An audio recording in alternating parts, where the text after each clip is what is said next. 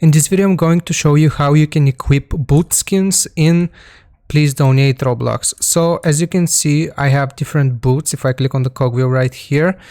So if I scroll, as you can see, I have 4 different boot skins. So we have this one and the other 3 which you were able to see. Now, if you want to know how you can get either of those stand skins or booth skins, I have a playlist on this. So I have a playlist with videos of all of these boots. So as you can see right here, I got a playlist of how you can obtain each of those 4 different boots for free.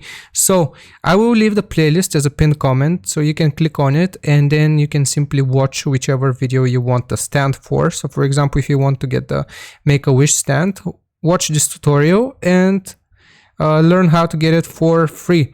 So yeah, that is how you equip boot skins. You click on the stand itself, you click on the cogwheel, and then you scroll until you see the boot that you like. So that is how you do it. I hope this was helpful. Make sure you leave a like and subscribe, and I'll see you guys next time.